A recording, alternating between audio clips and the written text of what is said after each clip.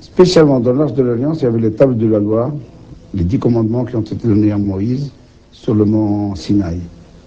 Et les tables de loi sont posées dans cette arche. L'Arche de l'Alliance est là, nous avons des écrits là-dessus. Ils sont authentiques. Et le Talmud, et la Mishnah, et le Midrash, qui vont partout à l'Égypte, nous avons, si vous comprenez d'abord, je peux vous le faire voir immédiatement. Est-ce que quelqu'un l'a vu? Non, impossible. Impossible. On peut, si on ouvre les travaux nécessaires. J'ai commencé il y a 14 ans exactement, mais j'ai dû arrêter. Shlomo Goren, maintenant décédé, était le grand rabbin d'Israël. Dans un document amateur réalisé avant sa mort, il déclare que l'Arche de l'Alliance se trouve toujours dans les passages souterrains du mont du Temple. We have enough reason to believe that the Ark. Nous avons assez de raisons de croire que l'Arche de l'Alliance, la Sainte Arche faite par Moïse et qui contient les tables de la loi, la table, le chandelier à 7 branches et beaucoup d'autres objets uniques se trouvent au fond, sous le mont Moria, très profondément, sous le Saint des Saints. Just beneath the Holy of the Holies, very deep. And we started digging. Et nous avons commencé des travaux. Mais lorsque nous étions près de les atteindre, ces objets sacrés, à quelques mètres du but, les Arabes se sont révoltés. Et ils ont attaqué les archéologues et les ouvriers qui faisaient les fouilles. Les autorités ont exigé qu'on arrête les travaux et on a édifié un mur à cet endroit.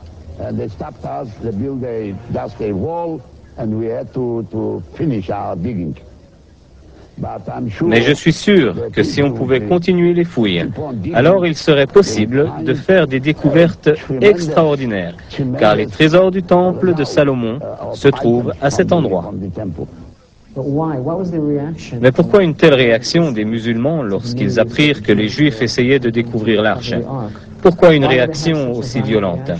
Les musulmans craignent qu'avec la découverte de l'arche, tout le scénario de la rédemption, selon le point de vue juif et chrétien, se réalise, que le Messie revienne et que le temple soit reconstruit. C'est pour cela qu'ils ont été si bouleversés en apprenant la possibilité de la découverte de l'arche. L'ensemble des découvertes reste toujours entouré de beaucoup de mystères. Les musulmans craignent que la découverte de l'arche ne conduise à la reconstruction du temple et à la destruction des 2 mosquées qui se trouvent sur l'esplanade du temple. Pendant ce temps, les étudiants de Yeshivot, les rabbins et les archéologues rêvent de retrouver l'Arche de l'Alliance. Est-elle toujours cachée sous le mont du temple? Sera-t-elle retrouvée un jour? L'avenir apportera la réponse à ces questions. Néanmoins, il y a une réalité. C'est que le 3e temple sera reconstruit. Le compte à rebours de cette entreprise prophétique a déjà commencé.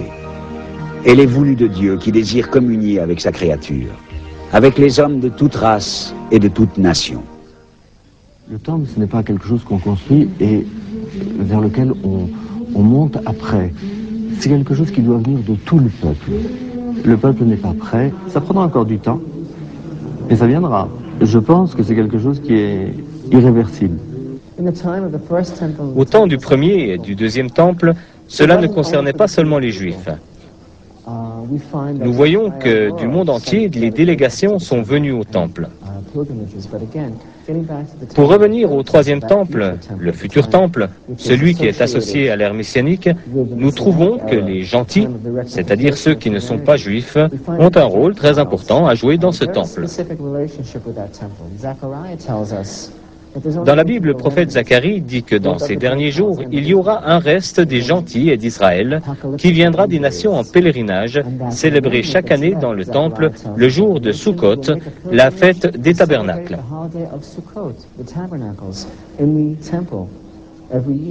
Dans une belle image, Ésaïe nous dit à la fin de son livre comment Dieu va prendre les Kohanim et les Navaïm, les sacrificateurs et les Lévites de toutes les nations pour le servir dans le temple. Et Dieu ajoute que toute la terre, tout homme, toute chair, à chaque sabbat et à chaque nouvelle lune, vont se prosterner devant lui dans ce temple reconstruit.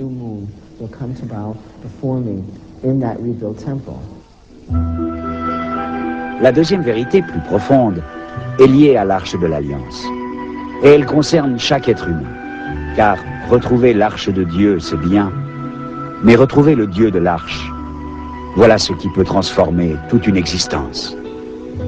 La Bible affirme que Dieu désire que tous les hommes le cherchent, lui le Seigneur, et qu'il s'efforce de le trouver en tâtonnant, bien qu'il ne soit pas loin de chacun de nous, car en lui nous avons la vie, le mouvement et l'être. Dieu veut avoir communion avec son peuple. Le gros problème de Dieu, quand il veut avoir communion avec des hommes, c'est le problème du péché. Dieu ne peut pas passer au-dessus de cette réalité, parce que Dieu est saint. Mais son amour a trouvé une solution. Dans l'Ancien Testament, il y a tout le système des victimes expiatoires, des animaux qui sont sacrifiés, du sang qui est versé, et qui couvrent le péché en attendant que vienne celui qui résolve le problème du péché de manière définitive.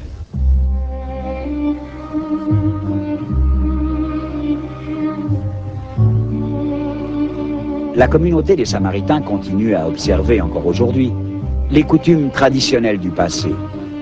Pour la Pâque, on sacrifie l'agneau selon l'usage vétérotestamentaire. La question est de savoir si dans le temple reconstruit, il y aura des rites sacrificiels.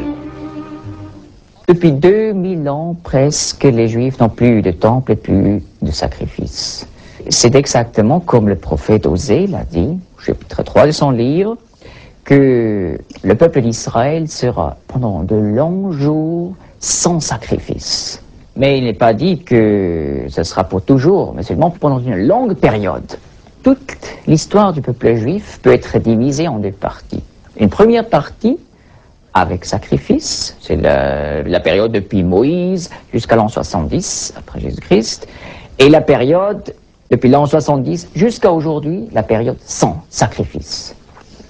Et cette vue de l'histoire juive permet de voir qu'il y a eu un tournant important, fondamental, au 1er siècle. Le Nouveau Testament, et en particulier l'Épître aux Hébreux, nous dit que le sacrifice de Christ est donné une fois pour toutes, mais cet épître a aussi écrit dans une période où il y avait encore le sacrifice à Jérusalem. Car la destruction du temple venait seulement des années après la rédaction de cet épître. Donc en fait, ça ne gênait pas. Ce que l'auteur dit, c'est que les sacrifices d'animaux ont seulement une signification symbolique. Et leur accomplissement est dans le sacrifice de Christ. Et ce qui est quand même remarquable, c'est que, évidemment, Dieu a enlevé les symboles pendant maintenant bientôt 2000 ans. Pourquoi? Pour montrer au peuple juif, et avec ça à toutes les nations, que le vrai sacrifice, qui n'a pas seulement une signification symbolique, se trouve à la croix de Golgotha, dans la mort de Jésus-Christ. Et on peut dire, ceux qui réalisent ça pas après 2000 ans, ils ne vont pas réaliser après 3000 ans. Donc les sacrifices futurs auront seulement finalement un sens symbolique, comme la Sainte Seine également. Elle n'est pas une répétition du sacrifice, mais elle mémorise l'unique sacrifice de Christ. Et qu'est-ce que ça va changer ?